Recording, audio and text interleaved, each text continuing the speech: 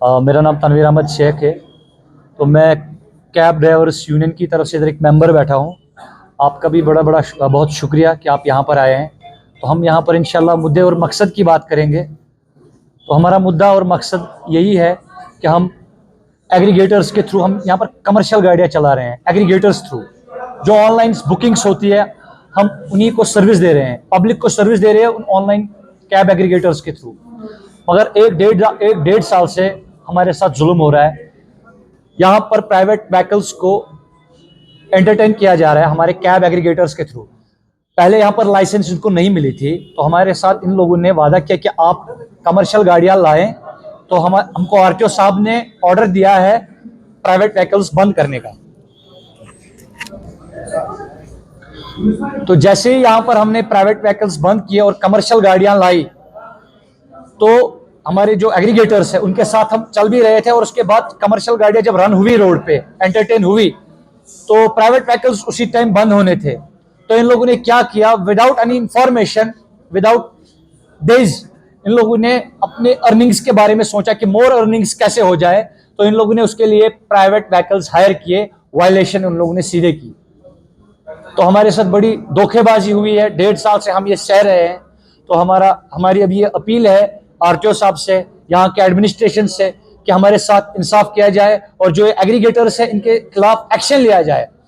हमारे अभी ईएमआई नहीं निकल रहे हैं, हमारे अभी घर के खर्चे नहीं निकल रहे हैं, बीमारदाजी हो रही है हमारे घर में, वो भी खर्चे नहीं निकल रहे हैं। हम रोडों पे भी बैठ रहे हैं, प्राइवेट व्हीकल्स काम कर रहे हैं, हम बैठे हुए हैं, जबकि ये सीधा खुलम खुला गुंडागर्दी कर रहे हैं। तो मेहरबानी करके आरटीओ से भी यही गुजारिश है, इनके खिलाफ एक्शन लिया जाए। और हमारे साथ जो ये नाइंसाफी हो रही है, ये आगे से नहीं होनी चाहिए।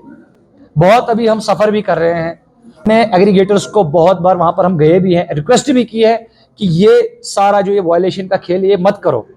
मगर वहां से हमें क्लीन चिट मिली है।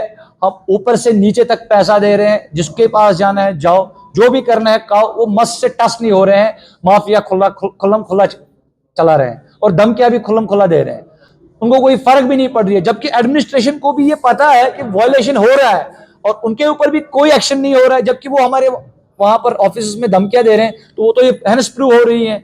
1.5 साल से ऐसा हो रहा है। ऐसा हो सकता है कि कोई प्राइवेट व्हीकल मार्केट में चले और एडमिनिस्ट्रेशन को पता भी नहीं है। 1.5 साल पहले भी हमने इन्फॉर्म किया था, प्रेस के जरिए भी वहां भी गए थे, एप्लीकेशन भी साइन की थी, उनको भी दी थी।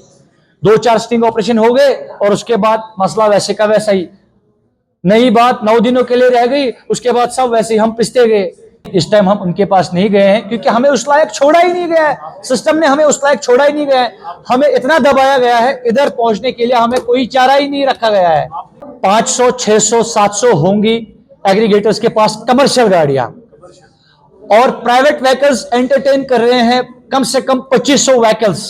राइड्स अगर सब एग्रीगेटर्स को आ रही है 1000 या 1500, तो इन लोगों ने 1500 राइड्स पे रखे हैं 3000 ड्राइवर। मुझे ये बोलिए कैसे हम सर्वाइव कर पाएंगे? सारा जो अर्निंग हो रही है वो प्राइवेट कर रहा है, और हम रोडों पे 1-1, 2-2 घंटा रह रहे हैं, सड़ रहे।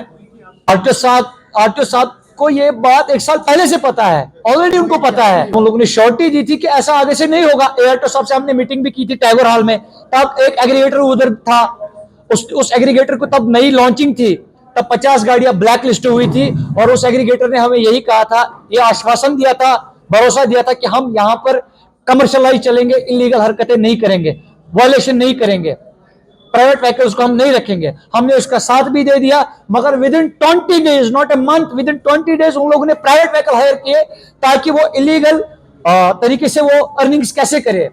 It's all about revenue. पैसा कमाना है, ठीक है, हलाल तरीके से कमाए। उन लोगों ने प्राइवेट व्हीकल्स को हायर किया और खुल्लम खुला अपनी मनमानी माफिया धमकियां देते गए, और हमारी कुछ भी नहीं चलती गई। सीधा ये कह सकते हैं हमारे साथ धोखेबाजी हो गई है। और इन लोगों ने हमें मजबूर किया कमर्शियल गाड़ियां लाने के लिए। अगर इनको प्राइवेट वायलेशन करनी थी तो ठीक है, एडमिनिस्ट्रेशन को भी पता है, तो फिर हमारे साथ ऐसा इतना बड़ा धोखेबाजी क्यों गई? तो हम तो प्राइवेट, कहने का मतलब सिर्फ ये है, अगर प्राइवेट ही चलाना है तो फिर हम प्राइवेट व्हीकल ही चलाएंगे। अगर वायलेशन करनी है तो वायलेशन ही हम करेंगे। अगर यही लीगल तरीका है तो फिर हम ऐसे ही चलेंगे। इनको इतनी खुल्लम खुला छूट क्यों? इनको पॉलिटिकल बैकग्राउंड से ये सहारा क्यों लेते हैं अपने पॉलिटिकल बैकग्राउंड का? अगर इनके पास लाइसेंस है, एयरटेल साहब ने हमें, एयरटेल जो साहिबा है उन लोगों ने हमसे कहा है कि जब भी कोई वायलेशन करेगा हमारे पास आना, सबूत लेकर और हम उसको तुरंत ब्लैक लिस्ट करेंगे। हम गए भी हैं, वो ब्लैक लिस्ट क्यों नहीं हुआ है? उल्टा हमारे साथ ये हो रहा है, आज जो सच बोलता है, जिसके खिलाफ सच बोलेंगे, हम उसके दुश्मन बन गए। हम यही चाहते हैं प्राइवेट व्हीकल्स को किसी भी महकमे में अलो नहीं किया जाए, क्योंकि ये सीधा हमारे पेट पे छुरी है, हमारे बच्चों पर, हमारे अयाल पर, हम सब पर। मेहरबानी करके उमर अब्दुल्ला से भी यही इल्तिजा है, वो इस पे एक्शन ले और हमारी बात माने, मेहरबानी करके।